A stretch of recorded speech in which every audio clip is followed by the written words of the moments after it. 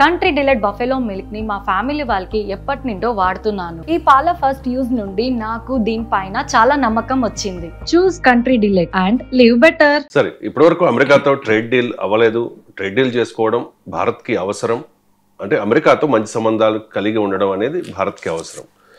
And మరోవైపు భారత్కి Russia మిత్రదేశం. మీరు చెప్తున్నట్టుగా ఎన్నో యుద్ధాల్లో భారత్కి సపోర్ట్ చేసింది రష్యా. రష్యా అమెరికాలు మధ్య ఆధిపత్య ధోరణి పెరుగుతోన్న నేపథ్యంలో ఎవరి వైపు ఉండాలి సార్? భారత్ ఎవరిని ఎంచుకోవాలి, రష్యానా అమెరికానా? అసలు ఆ క్వశ్చన్ ఇప్పుడు ఆధునిక యుగానికి వర్తించే ప్రశ్నే కాదు. అంటే it between America and Russia కాదు, with both America and Russia ఇప్పుడు వైఖరి. ఇప్పుడు అమెరికా ఇండియా పాకిస్తాన్ మధ్య ఎవరిని ఎంచుకుంటోంది? రెండింటి ఎంచుకోవడం లేదా? మరి అమెరికాకి ఆ స్వేచ్ఛ ఉన్నప్పుడు ఇండియాకి ఎందుకు ఉండదు? ఇప్పుడు యూరప్ ఉంది, యూరప్ అమెరికా చైనాల మధ్య ఎవరిని ఎంచుకుంటోంది? ఇద్దరిని ఎంచుకుంటోంది కదా. సో ప్రపంచంలో ఇప్పుడు రష్యా, ఇండియా, చైనా, మనకు చైనాకు మధ్య విభేదం, ఆయన రష్యా ఇద్దరిని ఎంచుకోవడం లేదా? నిన్న కూడా పుట్టిన స్టేట్మెంట్, మేము ఇండియా చైనాలతో కోఆపరేషన్ పెంచుకుంటున్నాం అని స్పష్టంగా చెప్పాడు. అందువల్ల this is an age call multi alignment. ఒకప్పుడు నాన్ అలైన్మెంట్ అనేవాళ్ళం. అంటే ప్రపంచం రెండు అగ్రరాజ్యాలుగా విడిపోయిన రోజుల్లో అమెరికా, సోవియట్ యూనియన్, మేము అటు ఇటు కాదు, అలీన స్వతంత్ర విదేశాంగ విధానం అన్నాం. ఇప్పుడు మల్టీ ఆ దశ లేదు, బైపోలార్ వరల్డ్ కాదు ఇప్పుడు. అందువల్ల ఇప్పుడు నాన్ అలైన్మెంట్ కొత్త నిర్వచనం మల్టీ అలైన్మెంట్. అంటే బహుళ ధ్రువ ప్రపంచం ఇది, మల్టీ పోలార్ వరల్డ్ కనుక మల్టీ అలైన్మెంట్. అంటే మనము అవసరాన్ని బట్టి డిఫరెంట్ పారామీటర్స్లో డిఫరెంట్ అంశాలలో ఫ్రెండ్షిప్ ఉంటుంది. ఇదంతా ఎందుకు మీకు మీ అపార్ట్మెంట్లో తీసుకున్న విషయం కదా. ఒక ఇద్దరు మీకు ఫ్రెండ్స్ ఉంటారు, వాళ్ళిద్దరు పడదు, మీరు ఇద్దరితో కూడా ఫ్రెండ్షిప్ ఉంటుంది కదా. వాళ్ళిద్దరు పడదు, వాళ్ళిద్దరు ఆగర్భ శత్రువులు కొట్టుకుంటారు, కానీ మీ దగ్గరకు వచ్చేవరకు ఇద్దరు ఫ్రెండ్స్ ఉండొచ్చు కదా. ఇది కూడా అంతే అండి, ఫారెన్ డిప్లొమసీ కూడా అంతే. So you can need not have it. ఎవరు అలా ఉండాలని రూల్ ఏమీ లేదు. ఇప్పుడు మల్టీ అలైన్మెంట్. ఎందుకంటే అమెరికా కోసం రష్యాను వదులుకోలేం, రష్యా కోసం అమెరికాను కూడా వదులుకోలేం. ఎందుకంటే అమెరికాతో ఉన్న అడ్వాంటేజ్ అమెరికాకు ఉంది, రష్యాతో ఉన్న అడ్వాంటేజ్ రష్యాతో ఉంది. ఇప్పుడు ఉదాహరణకు నేను ట్రేడే తీసుకుందాం. రష్యాతో ఇండియా ట్రేడు $69 బిలియన్, $6,900 కోట్ల. అమెరికాతో $120 బిలియన్, అంటే దాదాపు డబుల్ అమెరికాతో ట్రేడ్. సో ఇది మొదటి కంపారిజన్ మీకు. ఎంత రష్యా కోసం అమెరికాను వదులుకోలేమనటానికి. రెండో కంపారిజన్, అమెరికాకు మనము $47 బిలియన్ వర్త్ గూడ్స్ దిగుమతి చేసుకుంటాం అమెరికా నుంచి, $81 బిలియన్ వర్త్ గూడ్స్ ఇంపోర్ట్ చేసుకుంటాం, ఎక్స్పోర్ట్ చేస్తాం.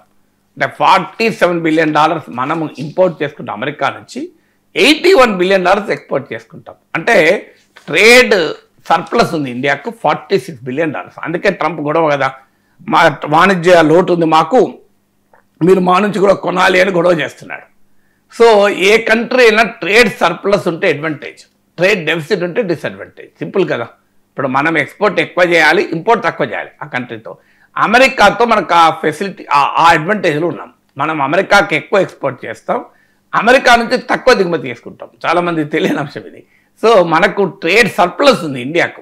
మనకన్నా చైనాతో పోలిస్తే అమెరికాతో పోలిస్తే చైనాకు ట్రేడ్ సర్ప్లస్ ఇంకా ఎక్కువ ఉంది, అది వేరే విషయం. కానీ ఇండియాతో కూడా ఎక్కువ ఉంది.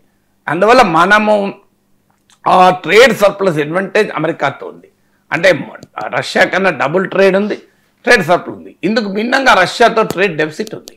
ఎంత డెఫిసిట్ అంటే 92% ఇండియా రష్యా ట్రేడ్లో రష్యన్ ఎక్స్పోర్ట్సే.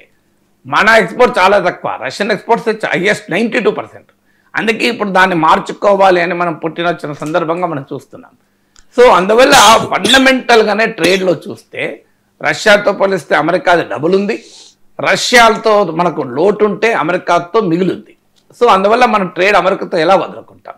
ఇప్పుడు ఇండియన్ ఎక్స్పోర్ట్స్లో 18% అమెరికాకే, 18%. సో అందువల్ల రష్యా కోసం అమెరికా వదులుకోలేమనటానికి నేను చెప్పిన ఈ ట్రేడ్ డేటా ఒక ఉదాహరణ. కానీ అదే సమయంలో మనం నెంబర్స్తోనే చూడగలమా? నెంబర్స్ ఒక ఫ్యాక్టర్, కానీ నెంబర్స్ ఒకటే కాదు. చాలా కీలకమైనది ఏంటంటే ఏ అవసరము మీద మనం ఏ దేశంపై ఆధారపడుతున్నాం. రష్యా నుంచి అత్యంత కీలకమైన డిఫెన్స్ కొరకు ఆధారపడుతున్నాం. దేశ రక్షణకు రష్యా ఇదే నమ్మిన మిత్ర దేశం. 75% ఒకప్పుడు ఇప్పుడు తగ్గి 36% ఉంది. ఇండియాస్ టోటల్ డిఫెన్స్ ఎక్స్పోర్ట్స్లో 36%. ఇంకో డిఫరెన్స్ ఉంది. ఇప్పుడు ఉదాహరణకు అమెరికా మనకు F-35 యుద్ధ విమానాలు అమ్మటానికి రెడీగా ఉంది. ఇటీవల ప్రైమ్ మినిస్టర్ మోడీ ఫిబ్రవరిలో అమెరికా వెళ్ళినప్పుడు కూడా ఆ ప్రతిపాదన వచ్చింది.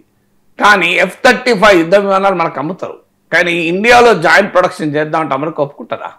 F-35 టెక్నాలజీ ట్రాన్స్ఫర్ చేయదు, అసలు కేవలం వాడుకోవడానికి అమ్ముతుంది అంతే. మీకు దాని కిల్లర్ స్విచ్ కూడా అమెరికా దగ్గర ఉంటుంది అని అంటారు. అవసరమైతే అమెరికా ఎప్పుడంటప్పుడు డిసేబుల్ కూడా చేయొచ్చని. కానీ ఆ రష్యాతో అలా కాదు.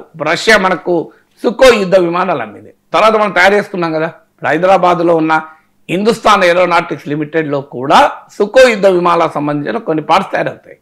సో ఇది మనకు అడ్వాంటేజ్ కదా. ఇప్పుడు ఇండియా రష్యా కలిపి బ్రహ్మోస్ మిసైల్ తయారు చేసింది. అమెరికా ఇండియా కలిపి అట్లాంటి ఏమైనా తయారు చేసి అమ్ముతుందా ప్రపంచానికి? చూపెట్టండి ఒకటి. ఇది అందువల్ల అదొక ముఖ్యమైన తేడా. ఇప్పుడు అమెరికాకు పాకిస్తాన్కు చాలా సన్నిహితమైన మిత్రం మైత్రి. రష్యా పాకిస్తాన్ రిలేషన్ లేవని అనడం లేదు. ఇప్పుడు మనం ఎలాగైతే అమెరికాతో రష్యాతో రిలేషన్ పెట్టుకుంటామో రష్యా కూడా మనతో పాకిస్తాన్తో పెట్టుకుంటుంది, కాదని మనం అనలేం. కానీ still India Russia relations are far superior to Russia Pakistan relations. ఇందుకు భిన్నంగా అమెరికా మనకన్నా పాకిస్తాన్ వైపు ఎక్కువగా మొగ్గు చూపుతోంది. సో ఇది ఒక ఫండమెంటల్. అందువల్ల స్ట్రాటజిక్ ఇంపార్టెన్స్ రీత్యా, నెంబర్స్ రీత్యా చూస్తే అమెరికాతో ట్రేడ్ రష్యాతో ట్రేడ్ కన్నా చాలా ఎక్కువ, చాలా అనుకూలమైన ట్రేడ్, భారత్ అనుమానం లేదు. కానీ స్ట్రాటజిక్ ఇంపార్టెన్స్, వ్యూహాత్మక ప్రాధాన్యత రీత్యా చూస్తే రష్యా ఇది మచ్ సుపీరియర్ ఫ్రెండ్ మనకు. సో అందువల్ల అమెరికా కొరకు రష్యా, రష్యా కొరకు అమెరికా మనం ఎప్పుడూ వదులుకోం. ఇది is an age of multi alignment. ఆ మాటకు వస్తే పక్క పెట్టండి, ఇండియాకు చైనాకు ఇబ్బందులు ఉన్నాయి కదా. బార్డర్లో గాల్వాన్ వ్యాలీ ఇన్సిడెంట్ కూడా జరిగింది కదా. అయినా మనం చైనాతో ఎన్నిట్లలో పార్ట్నర్గా ఉన్నాం. షాంఘై కోఆపరేషన్ ఆర్గనైజేషన్లో పార్ట్నరు, బ్రిక్స్లో మనం పార్ట్నరు, రష్యా ఇండియా చైనా ట్రైకాలో పార్ట్నరు. ఇందుకు మళ్ళీ అదే సమయంలో మనం అమెరికా నాయకత్వంలో చైనా వ్యతిరేక క్వాడ్లో కూడా ఉన్నాం. అందువల్ల this is an age of multi alignment. America కోసం రష్యా, రష్యా కోసం అమెరికా వదులుకునే ప్రసక్తే లేదు. అందువల్ల మనం ఆ రెండింటి మీద బ్యాలెన్స్ చేస్తూనే ఉన్నాం. ఇప్పుడు ఉదాహరణకు అమెరికా ఒత్తిడి మేరకు ఇరాన్ నుంచి వెనిజులా నుంచి ఆయిల్ కొనడం మానేశాం. రష్యా నుంచి కొనడం మానేయలే కదా. రష్యా నుంచి F-100 కొనడం మానేయలే. సో అందువల్ల రష్యాకు అమెరికాకు మధ్య బ్యాలెన్స్ చేయాల్సిన అవసరం ఉంది. ఇది ఎక్స్ట్రీమ్లీ డిఫికల్ట్ ఎక్సర్సైజ్. ఎందుకంటే ఇప్పుడు రష్యా నుంచి ఆయిల్ కొంటున్నందుకు ట్రంప్ 25% అదనంగా ఆంక్షలు విధించాడు కదా. సో ఇప్పుడు రేపు F-400 కొంటా అన్నప్పుడు ఆంక్షలు విధిస్తాను బెదిరించాడు. ఇప్పుడు F-500 కొంటా అన్నప్పుడు ఇంకెక్కువ పెంచుతాడు. సో డెఫినెట్గా ఆ సమస్యలు ఉంటాయి. ఇప్పుడు ఉక్రెయిన్ వారు, మోడీ వారని, అసలు మన వల్లనే రష్యా ఉక్రెయిన్ పైన యుద్ధం చేస్తుందని మాట్లాడేది. ఇవాళ చూడండి, ఫ్రాన్స్, జర్మనీ, యూకే రాయబారులు ఒక ఆర్టికల్ రాశారు.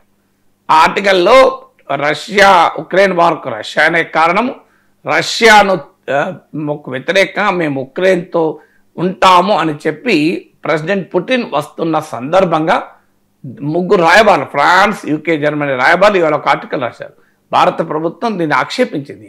ఇప్పుడు ఎందుకంటే ఇది అంటే ఒక రకంగా పుటిన్ విజిట్ను దృష్టిలో పెట్టుకొని రాసిన వ్యాసం. ఇది డిప్లొమాటిక్ నామ్స్కి విరుద్ధం, చాలా తీవ్రమైన అభ్యంతరం చెప్పింది. పోలాండ్ హెచ్చరించింది, రష్యాతో మీరు ఫ్రెండ్షిప్ వల్ల ఇబ్బందులు పడతారు, నష్టపోతారు, రష్యా చైనా ఫ్రెండ్స్ అంటూ మనకు నీతులు చెప్పడం మొదలుపెట్టింది యూరప్. సో అందువల్ల అయినా మనకు యూరప్తో రిలేషన్స్ ఉన్నాయి, రష్యాతో రిలేషన్స్ ఉన్నాయి. అందువల్ల ఇంత వార్ జరుగుతుంటే రష్యాకు ఉక్రెయిన్కు మధ్య 51% ఆఫ్ రష్యన్ LNG ఎక్స్పోర్ట్స్ యూరోప్కే కహానీలు చెప్తారు మనకు. సో ఇంత ఘర్షణలు జరుగుతుంటే ట్రంప్ వచ్చాక రష్యా అమెరికా ట్రేడ్ 20% పెరిగింది. అలాస్కాలో పుటిన్ చెప్పిన డేటా ఇది, అమెరికా కాదనిలే కదా. సో ఒకవైపు ఏమో అమెరికా, యూరోప్ రష్యాతో ఇంత ఘర్షణ పడుతూ కూడా రష్యాతో బ్రహ్మాండమైన సంబంధాలు పెట్టుకుంటే ఇండియా అనవద్దంటే ఎట్లా? అందువల్ల రెండు దేశాలతో సంబంధాలు ఉంటాయి. ఇది ఏజ్ ఆఫ్ మల్టీ అలైన్మెంట్.